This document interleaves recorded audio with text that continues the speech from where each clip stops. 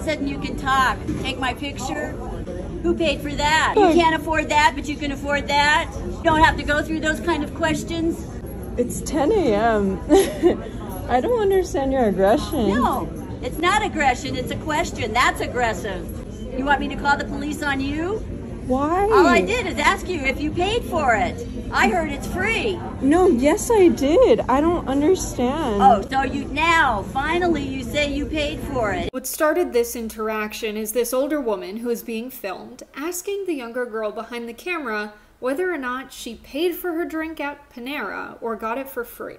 You clarified something. I did 2 minutes ago. Oh, you're very articulate. You did understand English.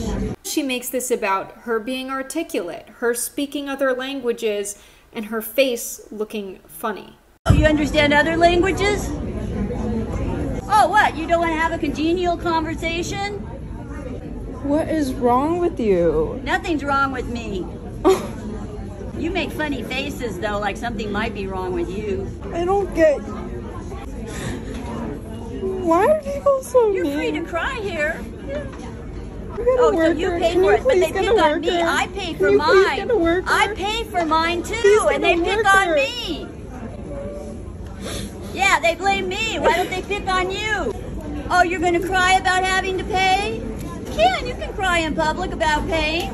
In a classic Karen fashion, she makes her being triggered by this other person's presence an issue for everyone in the store. Sick of paying for others that don't pay, and they dump them on us. Scream and yell. This is a public place. Yeah, well, it's the same sort of intrusion, isn't it? You don't have to. You're just dying for a confrontation. Oh, you love your starring role, don't you? You want to make us the villains. Oh, you make us pay. You don't want people that pay. You want it for free. There's no record pay for their bad.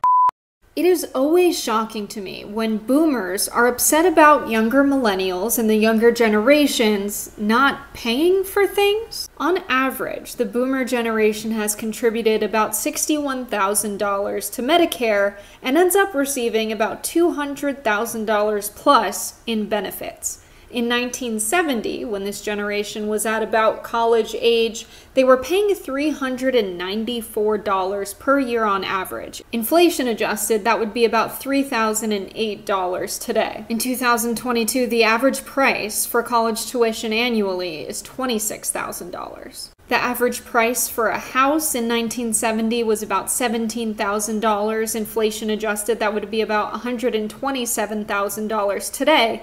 And the average cost of a house is $349,000. Mooching millennials getting their parents to pay their bills. According to Fortune, adults in their 20s to 30s are turning to mom and dad for financial assistance as adulting becomes too hard. David, 35% admit parents are paying their bills. Is this what happens when the everyone gets a trophy generation has to grow up into adulthood and actually, I don't know, be an adult? Well, Gen Z is pissed at us boomers, and I can't say that I blame them.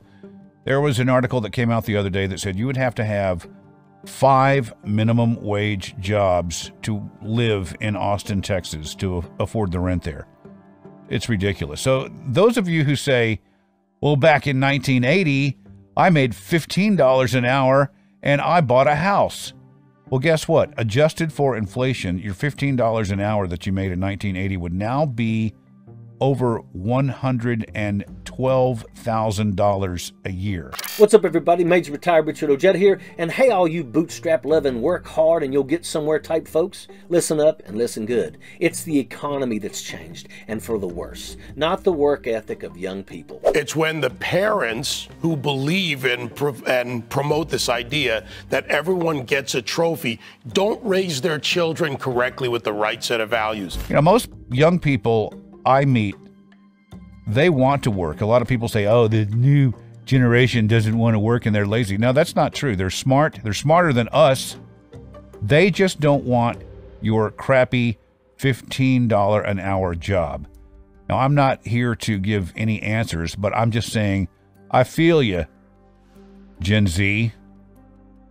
On the other hand, that one young kid who told me yesterday and commented that I shouldn't be on TikTok, Get off my lawn, you little fuck. You hear this time and time again, that old saying about kids these days and how they just want a handout, and every new generation is just so lazy because of technology. Remember how a few decades ago it was violent video games that were going to make everyone crazy. The sad reality is that while we debunked that myth, wages have stayed at about the same as they were when that talking point made its rounds on television. Wages have barely increased in the last 2 decades, but prices have steadily climbed, even before the pandemic and the present-day inflation.